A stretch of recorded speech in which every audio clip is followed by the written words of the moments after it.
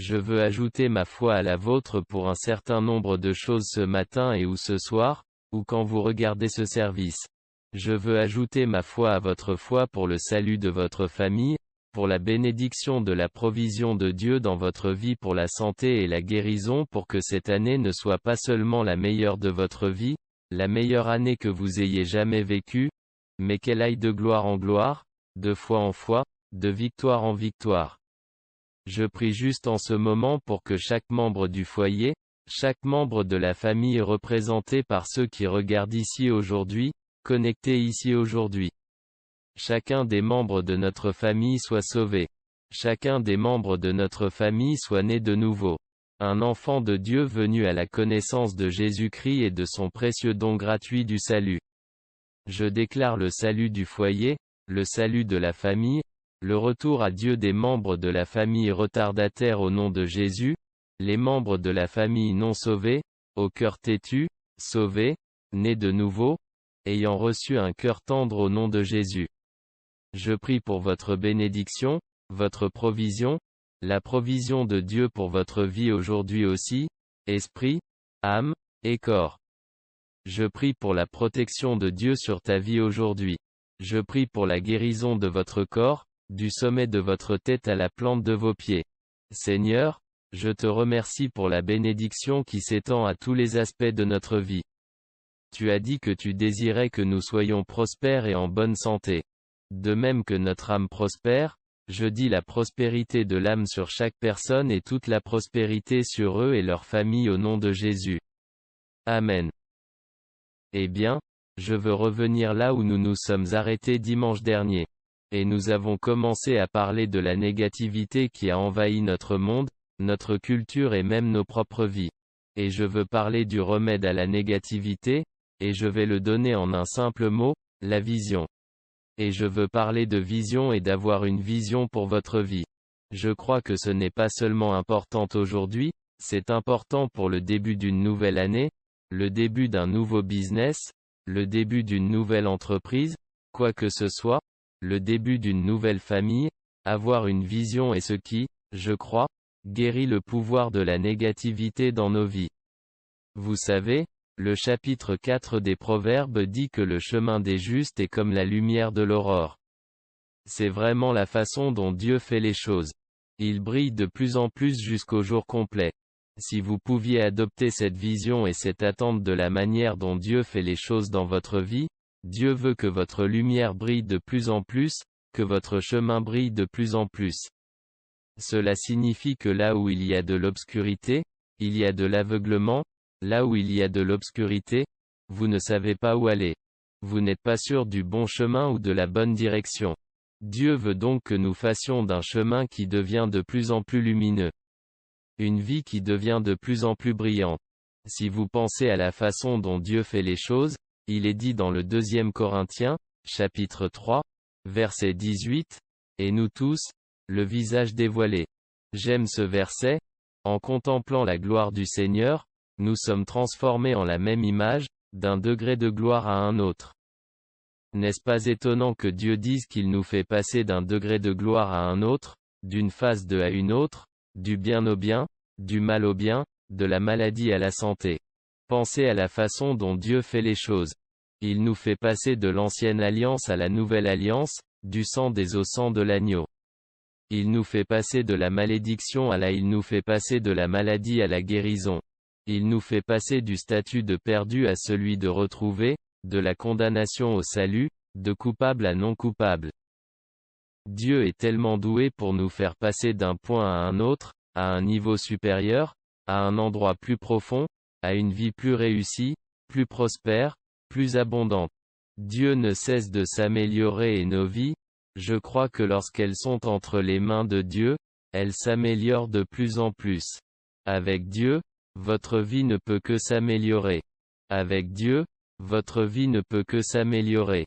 Sans lui, on n'est assuré de rien. Il est certain que sans lui, vous aurez un manque de joie, de satisfaction et de but dans votre vie. Mais avec lui, mon garçon, c'est de mieux en mieux. Je veux que vous vous y attendiez cette année dans votre vie, Je veux que vous vous attendiez à ce qu'il soit encore assez tôt dans la nouvelle et le premier mois de l'année pour vraiment commencer à changer notre attente des mauvaises choses qui vont arriver aux bonnes choses qui vont arriver. Et je veux vous aider à réaliser le pouvoir que vous avez déjà d'avoir une vision pour votre vie. Pour savoir vraiment où vous allez, pour savoir votre pourquoi vous êtes ici, pourquoi vous avez été créé, pourquoi vous êtes sur cette terre. Je veux dire, je crois vraiment que le livre des Proverbes nous donne une image du désir de Dieu que nous soyons de plus en plus brillants, que les choses aillent de mieux en mieux. Et je crois que la négativité est au cœur du système de croyance de tant de gens. C'est pourquoi les choses négatives arrivent qu'ils n'ont rien d'autre à croire. Ils ne sont pas sûrs de ce qu'ils doivent croire. Ils croient donc tout ce qu'on leur dit et ils marchent par la vue, plutôt que par la foi.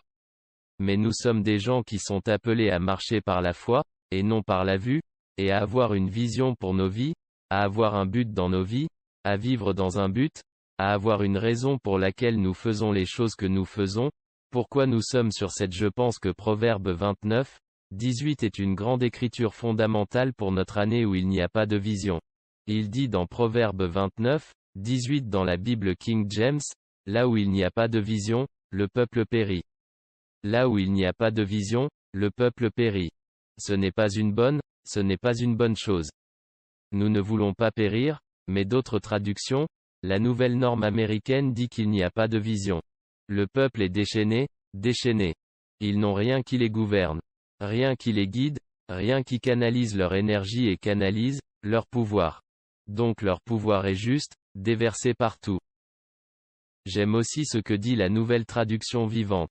Lorsque les gens n'acceptent pas la guidance divine, ils se déchaînent.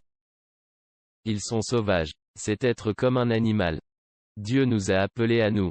Nous sommes assis avec le Christ dans les lieux célestes. Nous ne sommes pas faits comme des animaux. Nous sommes faits dans la nature de Dieu. Et nous ne sommes pas censés être sauvages. Nous sommes censés faire l'expérience d'un but divin, de conseils divins et de raisons divines de vivre. Et je veux que tu ressentes ça parce que beaucoup de gens sont déprimés, ils s'ennuient. Ils sont négatifs parce qu'ils n'ont pas de vision pour leur vie.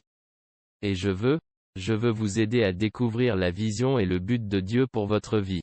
La version amplifiée de ce verset dit que là où il n'y a pas de vision, pas de révélation de Dieu et de sa parole, quand nous n'avons pas une révélation de Dieu dans sa parole, nous sommes des gens qui sont sans retenue. Une traduction dit que là où il n'y a pas de révélation progressive. En d'autres termes, là où nous ne progressons pas dans notre révélation pour mieux comprendre Dieu, mieux connaître amour, mieux connaître sa parole, là où il n'y a pas de révélation progressive, le peuple périt. Eh bien, je veux que vous ayez une vision et un but. Et je veux que Dieu veuille que vous ayez cette pensée négative. Je pense qu'il est important de comprendre comment la pensée négative affecte négativement nos vies. Alors nous pouvons appliquer le remède, qui est la vision, mais la pensée négative produit des substances chimiques de stress. Certaines des choses que nous ne prenons pas en compte sont parfois des modes de vie négatifs, des modes de pensée négatifs. La pensée produit des substances chimiques de stress dans notre cerveau, ce qui provoque des maladies et de mauvaises décisions que nous finissons par prendre à cause du stress. Nous prenons des décisions liées au stress pour essayer d'atténuer le stress plutôt que d'avoir un but, de la positivité, de la foi et une vision qui atténueront notre stress dans la vie. Les pensées négatives produisent la foi, les mauvaises choses qui se produisent. Cela produit toujours la foi, la pensée négative, la pensée de la parole de Dieu, produit la foi dans les bonnes choses qui arrivent. Les pensées négatives produisent la foi, les mauvaises choses qui se produisent. Comme Job l'a dit, ce que je craignais est arrivé sur moi. Il avait une foi négative. Il avait des pensées négatives sur ce qui allait arriver à ses enfants, un système de croyances négatif, la mentalité de la loi de Murphy, tout ce qui peut mal tournera mal. Ce n'est pas comme ça que nous sommes appelés à vivre, mais les pensées nous poussent à vivre de cette façon. Les pensées négatives produisent des mots négatifs et les mots négatifs produisent une énergie négative et un pouvoir négatif. Les pensées négatives empêchent les gens de vouloir nous côtoyer. Vous devenez une personne qui est plutôt qu'une personne qui est célébrée. Et Dieu veut que nous soyons des personnes qui célèbrent les autres et des personnes qui sont célébrées par les autres également. Alors parlons du remède à la négativité. C'est une vision, car la négativité est l'état d'esprit par défaut. Nous nous rabattons sur le négatif. Quand nous n'avons pas de vision, nous nous plaignons, nous rouspétons, nous trouvons le mauvais côté des gens, nous trouvons le mauvais côté de la vie, nous trouvons quelque chose dont nous pouvons nous plaindre, pour nous donner une raison, pour nous excuser d'être responsables d'un but, d'un appel plus grand et d'une raison plus grande d'être en vie. Vous avez une plus grande raison d'être en vie que d'aller au travail et d'avoir une famille. Ce sont des choses merveilleuses pour avoir une entreprise. Ce sont des choses merveilleuses pour élever une famille. Ce sont des choses merveilleuses, mais quel est le pourquoi de tout cela pour que la famille ne se détériore pas, pour que l'entreprise ne vous épuise pas, ne vous rende pas amer ou négatif? Quel est le remède à tout cela? Parce que lorsque le remède est la vision, parce que la vision répond toujours à la question, la vision est le pourquoi derrière ce que nous faisons.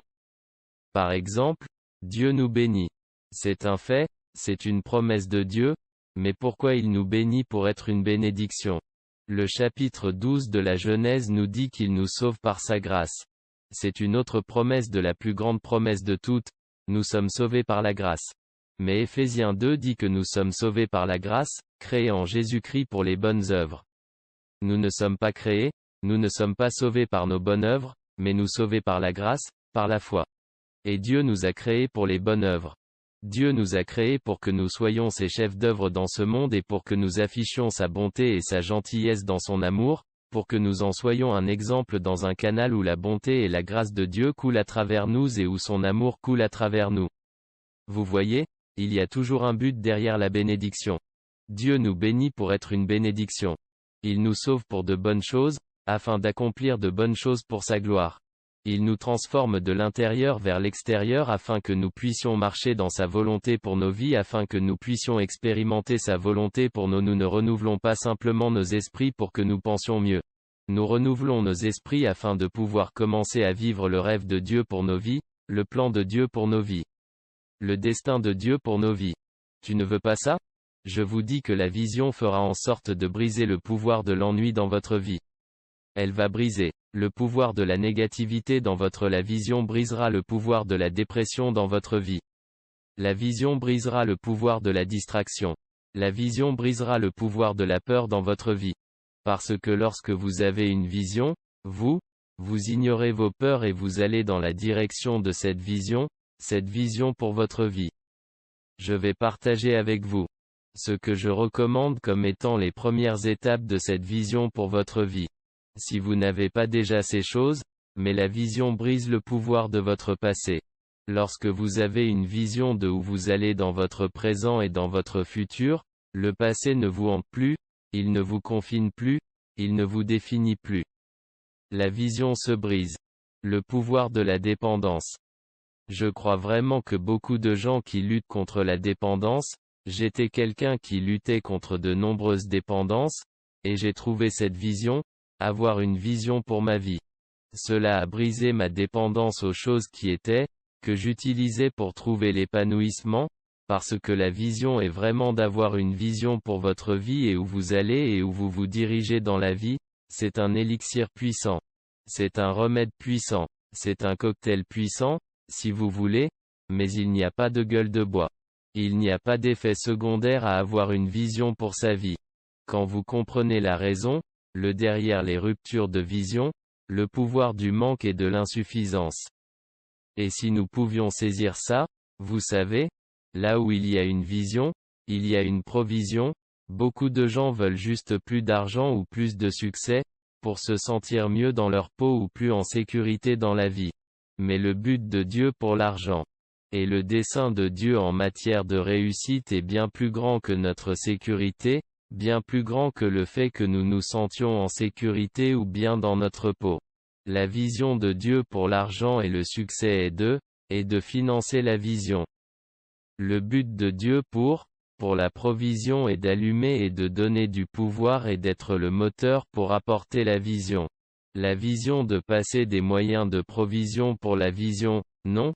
Ainsi, lorsque nous disons que Dieu est notre pourvoyeur, il veut que nous ayons sa provision et les besoins que nous avons pour la vision, les ingrédients nécessaires pour la vision Pearl Vision. Ainsi, la vision de Vic brise le pouvoir du manque et de l'insuffisance. Mark Twain a dit quelque chose de très fort. Il a dit que les 2 jours les plus importants de votre vie sont le premier, le jour où vous êtes né, et deuxièmement, le jour où vous découvrez pourquoi vous êtes né, où vous avez une vision pour votre vie. Dieu vous a conçu et choisi dans un but précis. J'aime ce que dit Jérémie 29, 11. Je connais les plans que j'ai pour toi. J'aime particulièrement cette phrase dans la Nouvelle Traduction Vivante. Je l'aime dans tous, mais celui-là pour toi aujourd'hui car je connais les plans que j'ai pour toi. Dieu dit que ce sont des plans pour le bien et non pour le mal, pour vous donner un avenir et une espérance. Eh bien, ces 2 choses, un avenir et un espoir, sont des cadeaux de Dieu. Il a dit de vous donner un avenir. Donc nous donner un futur est un cadeau. Dieu a un avenir pour vous. Et l'espoir est un cadeau. Dieu a de l'espoir pour vous. Dieu veut que vous ayez de l'espoir et il veut que vous ayez un avenir, pas un avenir désastreux, mais un bon avenir. Ce sont des plans pour le bien. L'autre traduction dit, dites que ce sont des plans. Les plans de Dieu sont pour votre succès. Les plans de Dieu sont pour votre prospérité. Les plans de Dieu sont pour votre bien-être. Les plans de Dieu sont pour votre abondance. Les plans de Dieu sont pour votre prospérité, pas un désastre, pour vous donner un avenir. Et pour vous donner un espoir. J'aime que Dieu veuille que nous ayons ces choses. J'aime le fait qu'avoir un avenir, un bon avenir, et un bon espoir est l'idée de Dieu. Mec, dit ça, c'est dire que Dieu m'a donné le don d'un bon avenir. Le cadeau de l'espoir. Voyez ce que Dieu a prévu pour vous. Ainsi, notre travail, notre responsabilité dans la vie est d'entrer dans ce plan, de découvrir ce plan, de faire confiance à Dieu alors que ce plan se déroule, comme c'est souvent le cas. Il ne nous est pas toujours présenté en une seule phrase, un seul paragraphe ou une seule image, mais il se déroule. La Bible dit que l'entrée de la parole de Dieu apporte la lumière. Ce mot dans le psaume 119, l'entrée de la parole de Dieu apporte la lumière. Cela signifie le déploiement de la parole de Dieu, qui, en se déployant, apporte la lumière. Comme nous nous sommes déployés. Le plan de Dieu est quelque chose qui se déroule. Ce n'est pas quelque chose qui est juste statique et un concept unique. Il y a tellement de complexité dans le plan de Dieu pour nos vies et notre intimité avec Dieu crée ou fait passer les complexités du plan de Dieu pour nous. Notre intimité avec lui crée les subtilités de son dessein et de son plan pour nos vies. Parce qu'il a réglé tous les détails. Il a pensé à tout pour vous. Son plan pour vous est bon. Son plan pour vous est de voir pour votre succès, pour votre prospérité, pour votre abondance, pour votre famille, pour être en bonne santé et guéri et avoir un but et un sens et avoir une raison d'être ensemble et avoir une raison de vivre la vie ensemble. Vous êtes pour votre Église. Pour notre Église, nous avons là de présenter aux gens le vrai Jésus. Notre vision est d'élever les gens à leur véritable valeur et à leur véritable. Nous avons une vision pour changer les mentalités qui changeront le monde. C'est ce qui se passe dans votre vie en tant que membre de cette Église, de cette famille, et Dieu veut que cela se produise. Il veut apporter un progrès surnaturel dans votre vie quotidienne, mais comment avons-nous une vision pour nos vies? Quel pourrait être un exemple ou un échantillon d'une vision pour nos vies? Je crois que nous devons devenir la version de nous-mêmes que nous admirons le plus. Créez la personne que vous admirez le plus et donnez-la au monde parce que la vie au service des autres est la seule vie qui vaille vraiment la peine d'être vécue, une vie au service des autres, en servant les autres et en leur donnant les moyens d'agir, en aidant les autres à réussir, en aidant les autres à rencontrer Jésus, en aidant les autres à faire l'expérience de son plan, de son but et de son amour pour leur vie, la vie qui est au service des autres. vous ne pouvez pas être au service des autres. Tu ne peux pas vraiment aider les autres. Si vous ne vivez pas une vie saine dans votre propre âme, dans votre propre esprit et dans votre propre corps, que nous devrions vouloir être mieux émotionnellement, mieux, intelligemment, nous devrions vouloir être meilleurs financièrement afin de pouvoir être une plus grande bénédiction pour ce monde. Car être un fardeau ce monde est une malédiction. Être une bénédiction pour ce monde est une bénédiction. Dieu ne nous a pas créés pour être un fardeau pour les autres. Il nous a créés pour être une bénédiction pour les autres. C'est là que la vision commence à réaliser que ce n'est pas pour votre satisfaction. C'est pour être au service des autres. Dieu veut vous donner quelque chose, un but et une raison de vivre. C'est plus grand que toi, plus grand que ta propre survie, plus grand que tes propres besoins. Parce que comme je l'ai dit plusieurs fois, d'autres l'ont dit aussi. J'en suis, mais si Dieu peut le faire passer par toi, il peut te le faire passer. Si vous vous considérez comme un canal de bénédiction, Dieu vous fournira tant de choses parce que vous êtes sur la voie de la bénédiction. Vous voulez les choses que vous désirez afin de pouvoir être une meilleure bénédiction pour ce monde et pour les gens de ce monde. Mais quel genre de personnes admirez-vous le plus lorsque vous pensez aux personnes que vous admirez? Qu'est-ce que vous admirez le plus chez elles? Est-ce leur gentillesse? Est-ce que c'est leur succès? C'est parce qu'ils aident les pauvres? Est-ce que c'est parce qu'ils pardonnent facilement? Est-ce qu'ils sont un mentor? Et vous admirez quelqu'un qui guide les autres? Est-ce que c'est parce qu'ils maîtrisent leurs émotions, ils gardent leur sang-froid? Ils ne sont pas justes, je suppose, choqués, surpris, ou trop émotifs à propos des choses qui se passent autour d'eux, mais ils gardent leur calme, ils sont imperturbables. Pour ainsi dire. Ils sont en paix avec eux-mêmes. Est-ce la personne que vous admirez le plus? Ce que j'essaie de dire, c'est qu'il ne faut pas essayer de ressembler à quelqu'un d'autre, mais essayer d'extraire de votre vision de ce qui vous fait admirer quelqu'un. C'est quelque chose sur lequel je pense que Dieu met la main et le doigt pour que vous cultiviez cela dans votre vie également. Si vous admirez quelque chose chez quelqu'un, ce n'est pas pour rivaliser avec lui, le comparer, être jaloux de lui ou être meilleur que lui, mais pour que cela vous inspire quelque chose. Il y a une raison pour laquelle vous admirez ce trait de caractère chez regardez à quel point il travaille dur ou ce trait de caractère chez quelqu'un, comment il est gentil quand de choses lui arrivent, regardez comment chaque fois que quelque chose se présente contre eux, quoi que ce soit que vous admirez chez les gens autour de vous ou les gens que vous admirez. C'est quelque chose que je crois être un signal de Dieu qui veut que vous cultiviez cela dans votre vie. C'est comme ça qu'on devrait le voir. Comme créer la personne que vous admirez à tous égards et la donner en cadeau à ce monde, c'est avoir une vision pour votre vie. Quelle est cette vision? Créer la personne que vous admirez le plus, créez-la dans votre vie, créez ses habitudes, créez ses systèmes de croyances dans votre vie. Découvrez les personnes que vous admirez le plus. Quel est leur système de croyances qui les rend si admirables? Et je ne parle pas d'admirer quelqu'un parce qu'il a de l'argent. Admirer quelqu'un parce qu'il est beau, admirer quelqu'un parce qu'il est populaire sur les médias sociaux ou sur une plateforme quelconque, ce n'est pas ce dont je parle. Admirer, peut-être admirer. Vous admirez peut-être une personne qui aide les malades. Vous admirez peut-être une personne qui contrôle ses habitudes.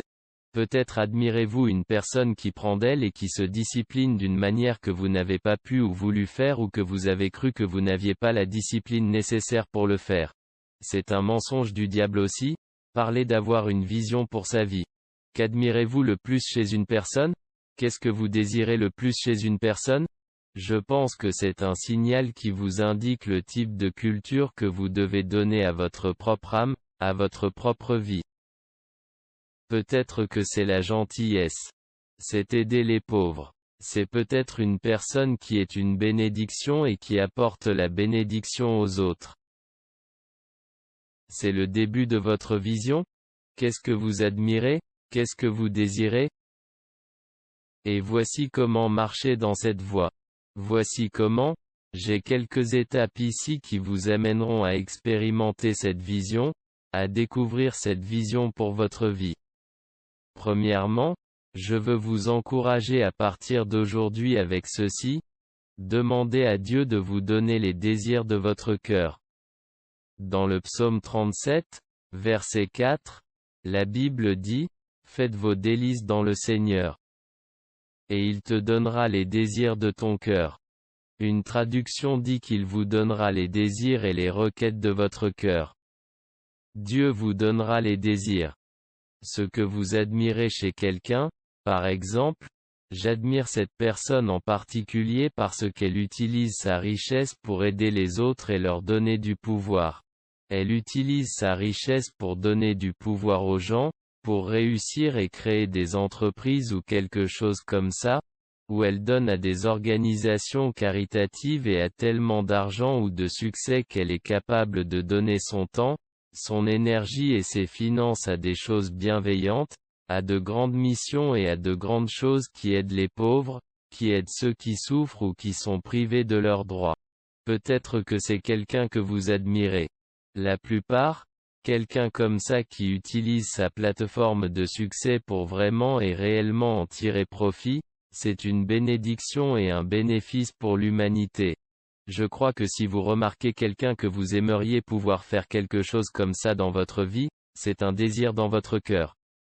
Vous ne demandez pas, vous ne vous comparez pas à cette personne, mais vous utilisez ce que vous voyez comme quelque chose que admirer et désirer.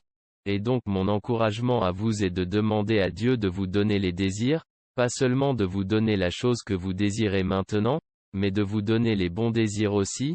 Demandez-lui de vous donner les désirs que vous devriez désirer pour sa volonté et sa vision et son but pour votre vie. Puis demandez-lui de vous donner ces choses, de les faire se réaliser. Il vous donnera les désirs et les requêtes de votre cœur. Alors demande-lui de te donner ses désirs. Demandez-lui de vous remettre ses pétitions. Pétitionnez-le. Dieu, tu as dit dans ta parole, que tu avais un plan pour ma vie. Dieu, tu as dit dans ta parole, que j'étais ton idée. Dieu, tu as dit dans ta parole que tu avais beaucoup de pensées et beaucoup de plans et beaucoup de rêves pour moi. Dieu, tu as dit dans ta parole, c'est apporter une pétition à Dieu. Tu rappelles à Dieu ses promesses, fais tes délices dans le Seigneur. Il te donnera les désirs de ton cœur. Alors comment découvrir et vivre la vision de Dieu pour votre vie? Tout d'abord, demandez-lui les bons désirs. Demandez à Dieu de vous donner les désirs de votre cœur. Numéro 2. Activez le don de la discipline. Garçon. C'est une chose à laquelle beaucoup de chrétiens ne veulent pas croire ou ne croient pas, et pas seulement les chrétiens. Les non-chrétiens aussi, qu'ils ne croient pas réellement avoir le don de la discipline. Mais je veux que vous voyiez dans le 2 Timothée 1 verset 7, nous avons passé en revue ce verset pour une raison différente la semaine dernière, mais je veux passer en revue ce verset pour cette raison aujourd'hui car Dieu ne nous a pas donné dans la nouvelle traduction standard américaine. Dieu ne nous a pas donné un esprit de timidité, mais de puissance et d'amour et remarquez le mot qu'il utilise ici dans cette traduction. Discipline. Dieu ne nous a pas donné un esprit de timidité, qui équivaut à l'esprit de peur, mais un esprit de puissance, d'amour et de discipline. Maintenant, votre traduction peut dire un esprit saint, mais c'est ce qu'un esprit saint est défini. Un esprit saint est un esprit discipliné, un esprit qui fixe son cap et qui agit ensuite dans le sens du cap qu'il s'est fixé. Et c'est un cadeau de Dieu. Ce n'est pas quelque chose que seules certaines personnes ont. Ce n'est pas quelque chose que Michael Jordan a eu ou que Tiger Woods a eu ou que Warren Buffett a eu dans sa capacité à discipliner ses finances et ses investissements. Tout ce que vous voyez chez quelqu'un d'autre dans sa capacité à être discipliné vers ses buts et ses objectifs. C'est parce que Dieu nous a donné la capacité, le pouvoir de la discipline. C'est un don. Il faut maintenant l'activer et le développer, mais c'est un cadeau. Vous avez la capacité de discipliner esprit, de penser certaines choses. Vous avez la capacité de discipliner votre corps et de décider et de déterminer ce que vous allez manger, ce que vous allez mettre dans votre corps et ce que vous allez donner de votre corps. Vous avez la capacité de le faire. Vous ne le faites peut-être pas en ce moment, mais vous avez la capacité de le faire. Nous devons donc reconnaître que la discipline est un don que Dieu nous a fait, que nous devons activer. Et la façon dont nous l'activons est d'abord de déterminer quel désir nous avons et ensuite d'appliquer la discipline à ce désir. Appliquer la discipline, pour voir ce désir se réaliser, la discipline de se lever tous les jours à une certaine heure, la discipline de l'exercer dans votre vie tous les jours, la discipline de manger, bien ou mieux, la discipline de dire la parole de Dieu, la discipline de garder vos paroles. Pour que seul le bien sorte de votre bouche, la discipline de ne pas écouter, la négativité et d'ouvrir votre cœur et vos oreilles à la foi et la sagesse et l'optimisme positif de notre Père Céleste. Il croit tellement en nous qu'il nous a donné le pouvoir, l'amour et la discipline.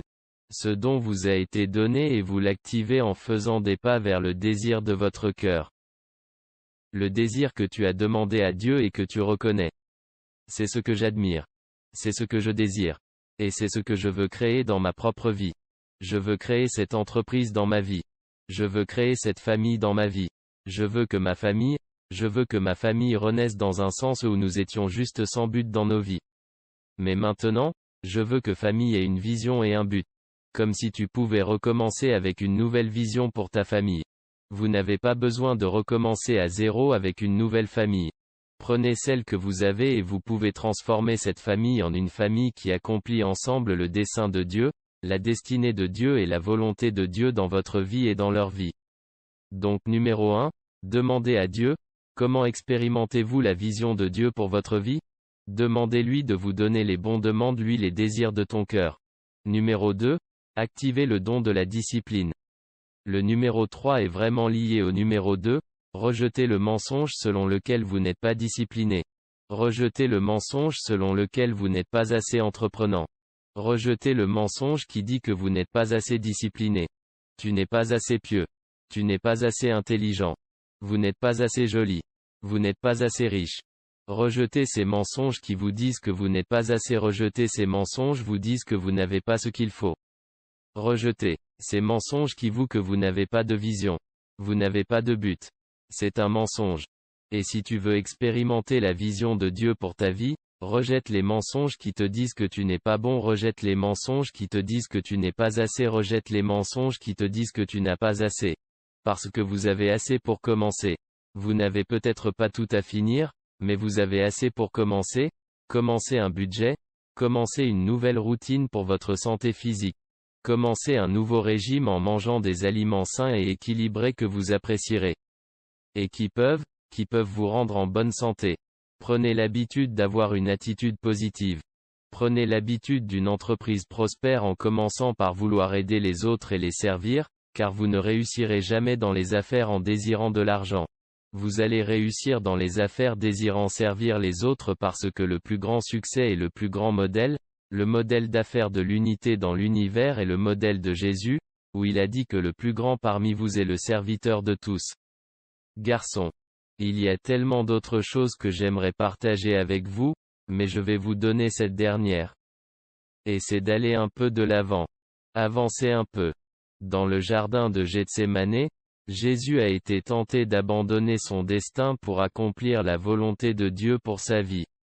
Il a dit, Père Céleste, si cette coupe peut passer loin de moi, qu'elle passe. Mais pas ma volonté. Que ma volonté soit faite. Et quand il a dit cela, même s'il était tenté d'abandonner, il est dit qu'il a avancé un peu et qu'il est tombé par terre et a prié. Il s'avança un peu. Je veux juste que vous vous saisissiez de ça. Avancez un peu, faites le prochain pas. Vous n'avez pas besoin de faire toutes les étapes. Vous n'avez pas besoin de savoir quelles sont toutes les étapes. Avancez un peu, faites le prochain pas. Des efforts apparemment minimes dans la vie de chacun d'entre nous pourraient faire tellement pour faire avancer l'Église de Dieu, pour faire avancer nos vies et notre monde. Imaginez que chacun de nous amène une seule personne à Jésus cette année. Imaginez que chacun de nous amène une nouvelle personne à l'Église cette année, et qu'elle devienne un membre actif du corps de Dieu. Et la famille de Dieu. Imaginez qu'une seule personne qui m'écoute aujourd'hui réponde à l'appel à devenir missionnaire. Imaginez que chaque père qui m'écoute aujourd'hui passe 5 minutes de plus avec votre enfant aujourd'hui. 5 minutes de plus avec votre enfant cette semaine, 5 ou 10 minutes de plus avec votre famille, chacun des membres de votre famille. Si vous avez passé 5 minutes de plus avec eux cette semaine, 10 minutes de plus avec eux cette semaine. Imaginez à quel point votre vie et la leur seraient meilleures. Chaque mère aussi. Mais souvent, ce sont les mères qui le font et je veux encourager tous les pères. Soyez l'homme. Dieu vous a créé pour être. Arrêtez de douter de vous. Arrête de penser. Tu n'es pas assez bon pour être un bon père pour tes enfants. Et au lieu d'éviter de les développer, passez un peu plus de temps avec eux, demandez-leur ce qu'ils ont sur le cœur. Priez pour eux. Dites, je veux juste prier pour vous aujourd'hui. Dites que je ne suis pas un pasteur. Je ne suis pas un prédicateur. Je ne le suis pas, je ne sais pas comment faire tout ça. Vous savez comment prier? Vous dites juste, Dieu bénisse mon enfant. Que Dieu donne à mes enfants les désirs de leur cœur. Et si on faisait tout ça? Juste un pas en avant. Imaginez toutes les âmes que nous pourrions voir sauvées. Imaginez toutes les vies que nous pourrions voir changer. Imaginez toute la santé émotionnelle que nous pourrions donner à nos enfants qui sont bombardés de négativité et bombardés de détresse émotionnelle, bombardés de dysfonctionnement, bombardés de peur, d'anxiété, de stress et de traumatisme, bombardés par ce monde qui leur dit qu'ils sont moins que rien, qu'ils sont petits et qu'ils sont moins importants que les autres. Si nous interrompions la négativité qui entre dans les oreilles et dans les yeux de nos enfants pendant seulement 5 minutes, un jour de plus, 1 minute de plus par jour, vous n'avez pas idée à quel point cela pourrait changer leur vie pour toujours. Faites le prochain pas. Avancez un peu. Laissez-moi prier pour votre Père. Merci pour chaque personne connectée ici en ce moment. Je prie pour qu'ils entendent vraiment parler de toi, que tu leur donnes une vision pour leur vie et que tu leur montres comment elle s'inscrit dans ton plan global pour ta famille, pour ton Église, pour ton royaume, pour tes seigneurs. Réveillez ces désirs en eux, réveillez-les en eux. La réalité qu'ils ont ce qu'il faut. Ils ont la discipline dont ils ont besoin. Réveillez en eux, les rêves, les visions, le but, les désirs et le Seigneur. Je te remercie pour qu'ils cessent d'écouter les mensonges selon lesquels ils ne sont pas suffisants et qu'ils aillent de l'avant. Ils feront le prochain pas. Chacun de nous, Seigneur, fera le prochain pas dans ta destinée, ton rêve, ton but. La chose que nous admirons le plus, nous ferions le prochain pas vers elle au nom de Jésus. Amen. Maintenant, si vous n'avez jamais reçu Jésus comme votre sauveur, vous n'êtes pas sûr d'aller au paradis. Pouvez-vous prier avec moi maintenant? Me laisserais-tu prier avec toi pour être sauvé? Priez maintenant, à haute voix, Père Céleste, j'invite Jésus-Christ à entrer ma vie pour être mon sauveur. Je crois que Jésus est mort pour mes péchés et qu'il est ressuscité dès à partir de cet instant. Je suis un enfant de Dieu. Si vous avez fait cette prière, alors que nous terminons aujourd'hui, pourriez-vous me le faire savoir? Je veux vous envoyer un livre. Il vous montrera les prochaines étapes de ce voyage avec Dieu. C'est absolument gratuit. Vous pouvez le télécharger partout dans le monde. Félicitations. Je veux avoir de vos nouvelles et je vous verrai tous à notre prochain service. Dieu vous bénisse.